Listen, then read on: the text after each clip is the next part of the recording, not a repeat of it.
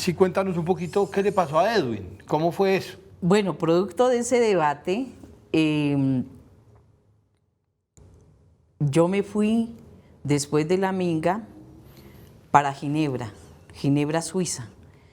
El sistema de Naciones Unidas se había creado un sistema nuevo que se llamó el examen periódico universal, no para los indígenas, sino para la sociedad civil de los países miembros.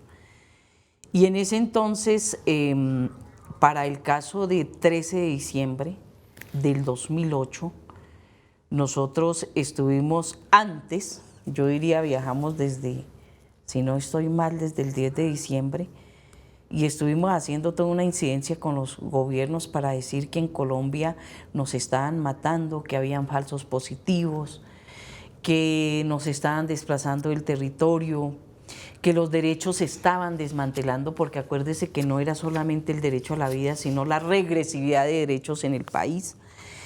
Y entonces allá nos encontramos con juristas de Colombia, nos encontramos con los delegados de la comunidad afro, nos encontramos con organizaciones de la sociedad civil en Colombia y nos juntamos. Hicimos una incidencia en los distintos gobiernos y le dijimos que veníamos para que se evaluara bien el tema de los derechos humanos al gobierno de Uribe y que ojalá hubieran buenas recomendaciones para que se protegiera la vida. Así fue, llegamos allá y afortunadamente muchos de los gobiernos conocían quiénes éramos nosotros, porque recién habíamos salido de la Minga, nos habían visto qué había pasado. Y lo que nos decían era que si teníamos un voto a favor de Colombia, unos 3, nos diéramos por bien servidos porque era un sistema nuevo. Afortunadamente ese día logramos en que Colombia ganara esa votación del examen del periódico universal. Uribe sacó una mínima votación que en este momento no tengo el dato, y que le hacen unas recomendaciones de cómo proteger las organizaciones sindicales, gremiales, indígenas, de mujeres, de estudiantes, y que se garantizara el derecho a la vida, pero especialmente también los derechos humanos en Colombia. Cuando yo me vine de Ginebra, me dijeron otros que conocían más del contexto, hay que cuidarse porque no sabemos qué nos espera. Yo llegué a Colombia el día 14, y me quedé acá en Bogotá y el día 15 viajé para Popayán. El día 15 mi esposo se había desplazado a tierra adentro porque también había programado una junta directiva de autoridades para evaluar la Minga, informar cómo nos había ido de manera internacional. Él estaba allá y el día 16, muy a la madrugada, regresaba por mí a Popayán. Y yo estaba en Popayán con mi hija para desplazarme hacia tierra adentro en el resguardo de Togoima, y ahí es donde le hacen la emboscada y lo asesinan. Fue una emboscada del ejército colombiano, del batallón José Hilario López, y que en el proceso judicial se comprobó que fueron 117 impactos de bala. A él lo asesinaron con 4 impactos.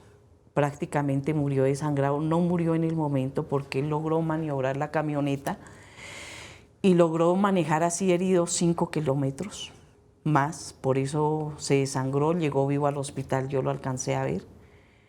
Y él me decía antes de morirse, que antes de que lo llevaran al quirófano, me dijo: Aida, fuerza, y espero que me lleven al territorio.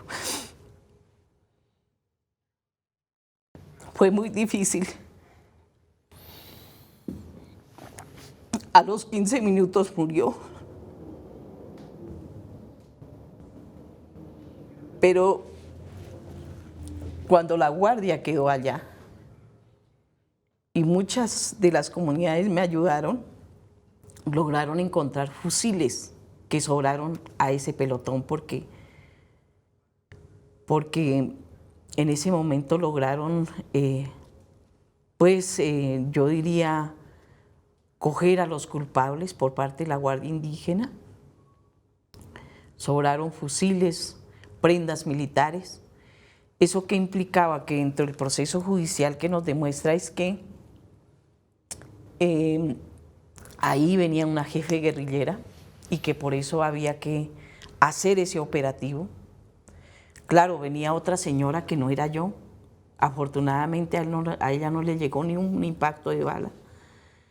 Se salvó y por eso fue también testigo clave en la versión oficial de este proceso. Finalmente también en el proceso judicial se logró comprobar que se iba a realizar un falso positivo, sino que él me salvó a mí y salvó a la organización, porque si no hubiese sido así, le hubieran puesto las armas y las prendas militares a él y al carro, y lo hubieran matado ahí.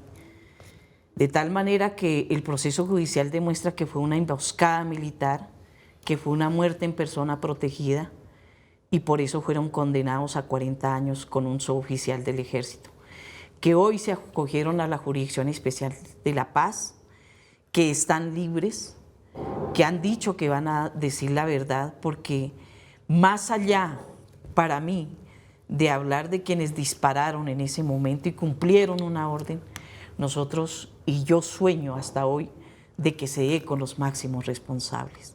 Ese es el reto que tengo y que ojalá la Jurisdicción Especial para la Paz contribuya en esa verdad que aún estamos esperando y estoy esperando con mi hija y mi comunidad.